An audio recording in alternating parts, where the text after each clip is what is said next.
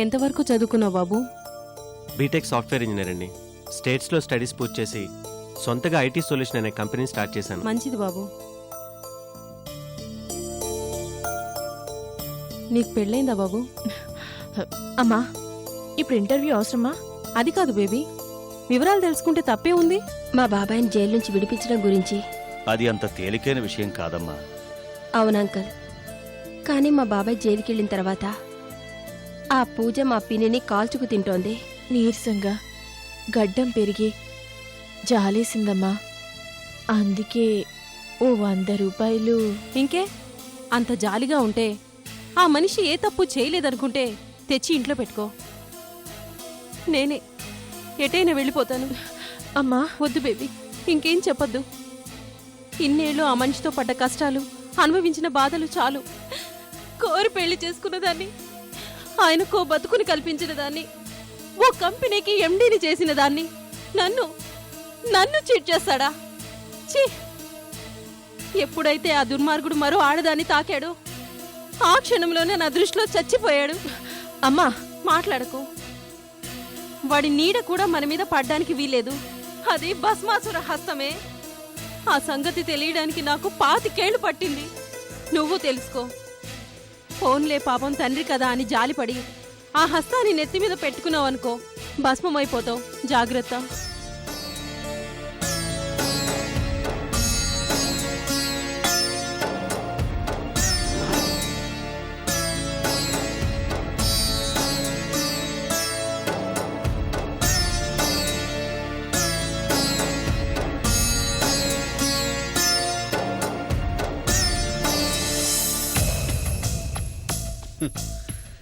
ఈ 100 రూపాయల నోటిని ఖర్చు చేస్తే హాయిగా మందు తాగొచ్చు, మంచి బిర్యానీ తినొచ్చు. జస్ట్ 1 గంటలో 1 అవర్లో ఇది ఫినిష్. కానీ రేపు నేనేం చేయాలి? డబ్బులు ఎవరిని అడగాలి? ఒకవేళ అడిగినా నాకు డబ్బులు ఎవరిస్తారు?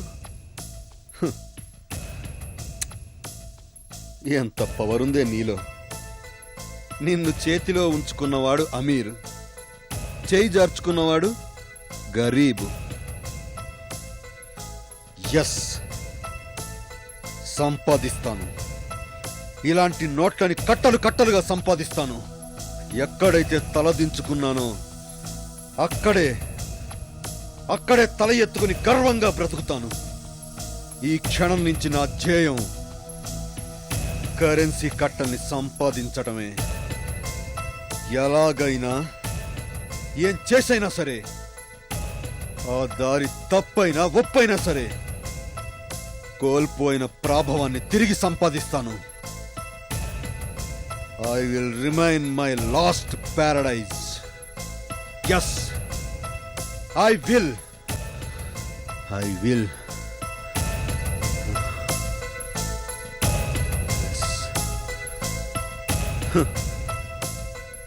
I will remain my last paradise.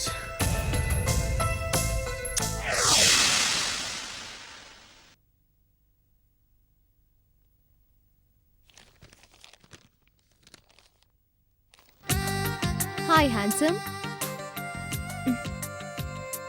Office opening రోజు నీ ఫ్రెండ్ని కొట్టానని కోపం వచ్చిందా?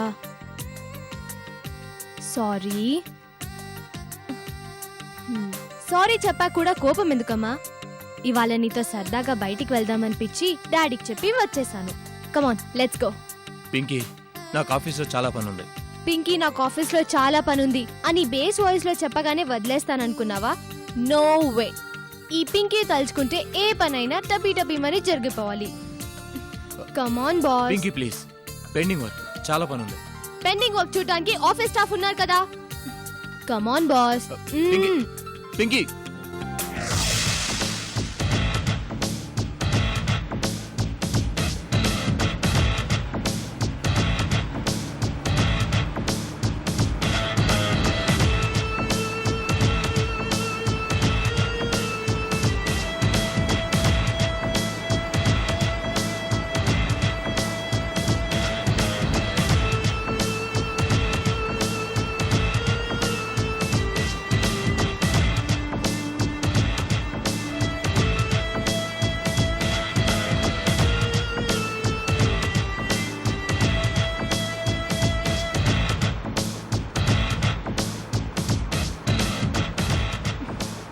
ఇందాకటి నేను చూస్తున్నాను. ఎందుకలా మొహం ఈ అని పెట్టుకొని కూర్చున్నావు? నిన్ను రమ్మంది నా బాయ్ ఫ్రెండ్ గా కంపెనీ ఇస్తావని, డ్రైవర్ గా కార్ తోలుతావని కాదు. ఓకే, ఎక్కడికి వెళ్ళాలో చెప్పు. వెళ్ళాలో కాదు, వెళ్దాం. సరే, ఎక్కడికి వెళ్దాం? ఎనీవేర్. నీతో కలిసి హెవెన్ కైనా హెల్ కైనా నేను రావడానికి రెడీ.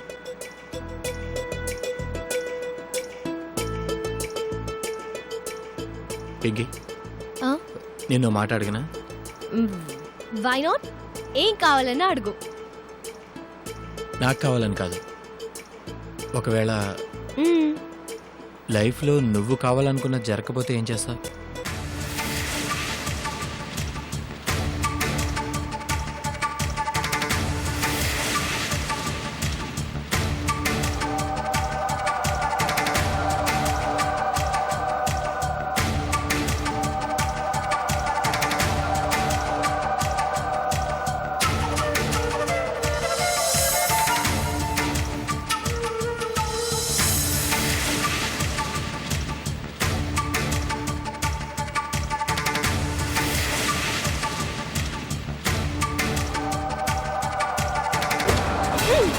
పింకీ!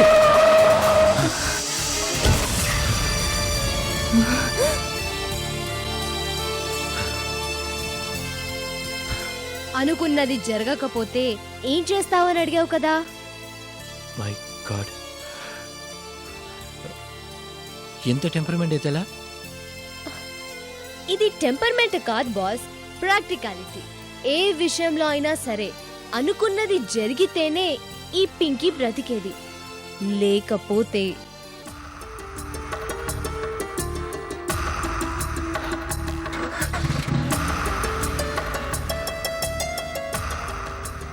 కూల్.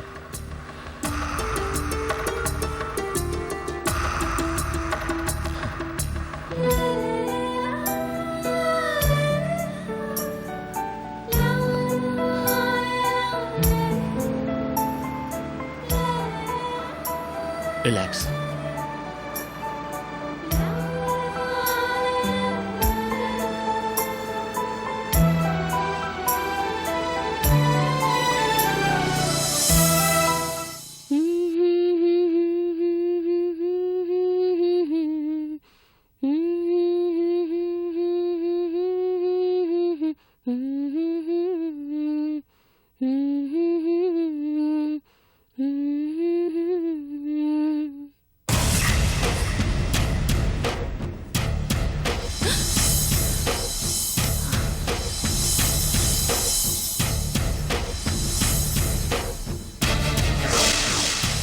ఏంటి ఏంటి అలా చూస్తున్నావు? దయ్యాన్ని చూసినట్టు. నువ్వెవరో నేనెవరో అని చెప్పి వెళ్ళిపోయింది, పీడ విరగడైపోయింది అనుకుంటే మళ్ళీ తగలబడిందేమిట్రా దేవుడా అనుకుంటున్నావా? అదేం లేదత్తయ్య, రా లోపలికి రా. ఇది నా కొడుకిల్లు. నువ్వేమి నన్ను బొట్టు పెట్టి పిలవనక్కర్లేదు.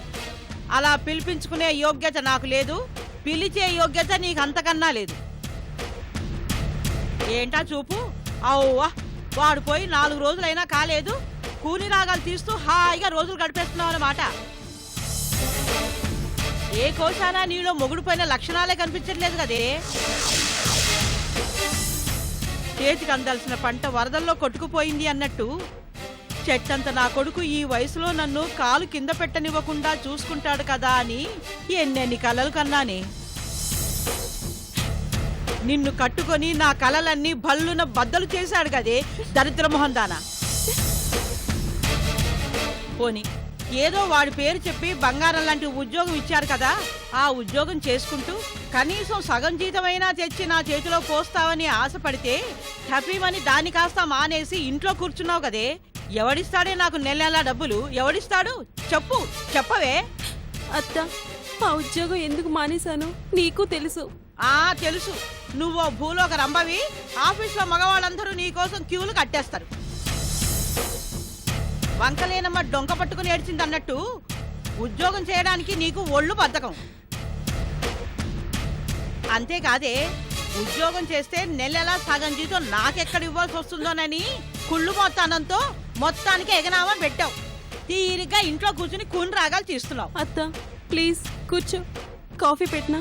ఓయబ్బో, నీ బోడి మర్యాదలు నాకేం అక్కర్లేదు. చెప్పాల్సింది 2 ముక్కలు చెప్తాను, జాగ్రత్తగా విను. నా కొడుకు నిన్ను చేసుకున్నందుకేనే అర్ధాంతరంగా పోయాడు. వాడే బతుకుంటే నన్ను పోషించేవాడు, నెత్తిన పెట్టుకుని చూసుకునేవాడే. కాబట్టి నాకు జరిగిన నష్టాన్ని నువ్వే పూర్తి తీరాలి. ఎక్కడ చేస్తావో, ఏం ఉద్యోగం వెలగబెడతావో నాకు తెలియదు. నెల తిరిగి 1వ తారీఖు వచ్చేటప్పటికి నువ్వు జీతం అందుకోవాలి, అందులో సగం నా చేతిలో పోయాలి. ఇలా కూని రాగాలు తీస్తూ ఇంట్లో కూర్చుంటానంటే ససే మీరా వీల్లేదంతే. ఏమిటిది? స్వీట్స్. బాగుంది. ఒక్కదానివే శుభ్రంగా ఇంట్లో కూర్చుని తీయగా స్వీట్స్ చేసుకుని మెక్కుతున్నావు అన్నమాట. అత్త, అవి ఇంట్లో చేసినవి కావు, స్వీట్ షాప్ నుండి తెచ్చినవి అంటావు, అంతేనా? తినమరిగిన కోడి ఇల్లెక్కి కూసింది అన్నట్టు అంటావే. వినేవాళ్ళుంటే నువ్వెన్నైనా కథలు చెబుతావు. కన్నీళ్లు పెట్టుకోవడాలు, ఏడవడాలు ఇవన్నీ పైనే. రేపు ఇంకెవడైనా దొరికితే వాడితో జెండా ఎత్తేసినా ఎత్తేయగలవు. అత్త, నువ్వెవడితో పోతే నాకే, ఏ గంగలో దూకితే నాకెందుకే? చెప్పింది గుర్తుంచుకో. ఇక నుంచి 1వ తారీఖున కాబూలీ వాడిలాగా నీ గుమ్మం ముందు నిలబడతాను. నీకొచ్చే జీతంలో సగం నా చేతిలో పోసావా సరే సరి, లేదా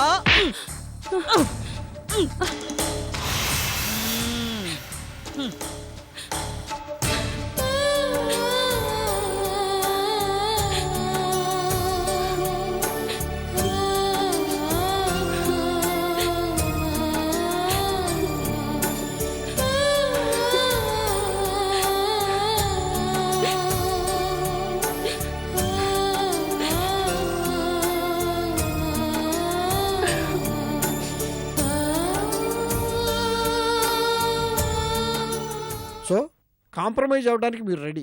అవును సార్. ఈ విషయంలో మిమ్మల్ని ఎవరు ఇన్ఫ్లుయెన్స్ చేయడం లేదు కదా? లేదు సార్.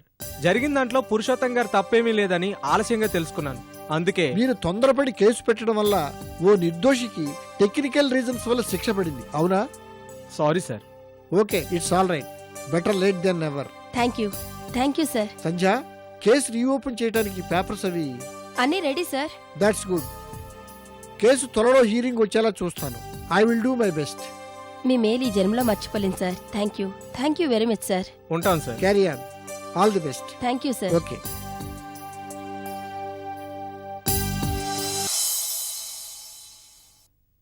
ఆర్ఆర్ కన్స్ట్రక్షన్స్ కేసులో శిక్ష విధించబడిన ఖైదీ పురుషోత్తం పెట్టుకున్న రివ్యూ పిటిషన్ ఆధారంగా రీఓపెన్ చేయబడిన ఈ కేసులో వాది ప్రతివాది కాంప్రమైజ్ అయినందున ఫిర్యాదుదారుడు తన ఫిర్యాదుని స్వచ్ఛందంగా ఉపసంహరించుకున్నందున సదరు ముద్దాయి పురుషోత్తంపై ఐపీసీ సెక్షన్ 415 ప్రకారం గతంలో విధించబడిన శిక్షను రద్దు చేస్తూ నిరపరాధిగా విడుదల చేయడమైనది.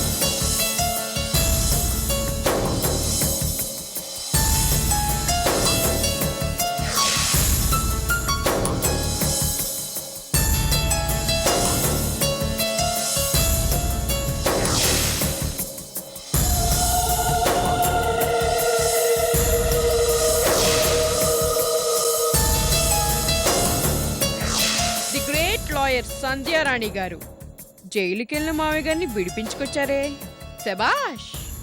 కేసు గెలవడానికి ఏం చేశారేంటి?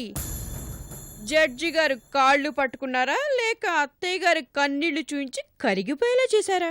ఎలా గెలిచామన్నది కాదు పూజ, గెలిచామా లేదా అది ప్రశ్న. ఇది నా డైలాగ్ కాదు, నీ డైలాగే. గుర్తులేదా? బాగా గుర్తుంది. కానీ నేను ఆ డైలాగ్ చెప్పింది తలెత్తుకొని గర్వంగా గెలిచే వాళ్ళ గురించి. కన్నీళ్లు పెట్టుకొనో కాళ్ళు పట్టుకొనో గెలుపుని ముష్టిలా తెచ్చుకునే వాళ్ళ గురించి కాదు. పూజ, పరాయి వాళ్ళ దగ్గర కన్నీళ్లు పెట్టడం ఈ రాజేశ్వరి దేవికి అలవాటు లేదు. కాళ్ళు పట్టి కేసు గెలవాల్సిన కర్మ మా సంధ్యకి పట్టలేదు. నీ చేత భంగపడ్డ అమెరికా వ్యక్తి జడ్జి ముందు నిజాన్ని ఒప్పుకున్నాడు. ఈ కేసు నుంచి తప్పుకున్నాడు. ఈ లోకంలో అందరూ డబ్బు కోసమే బతకరు, డబ్బే శాశ్వతమనే భ్రమలోనూ ఉండరు. పర్వాలేదే, జైలు జీవితం మామయ్య గారికి కొద్ది రోజుల్లోనే వేదాంతాన్ని నేర్పినట్టుంది. వేదాంతాన్ని మాత్రమే కాదు, ముందు జాగ్రత్తను కూడా నేర్పింది. అందుకే ఓహో, మరోసారి జైలుకి వెళ్లే ప్రమాదం లేకుండా ముందుగానే యాంటిసిపేటరీ బెయిల్ తెచ్చుకున్నారా? ఇది యాంటిసిపేటరీ బెయిల్ కాదు, GPA, general power of attorney. అంటే ఏంటో తెలుసా?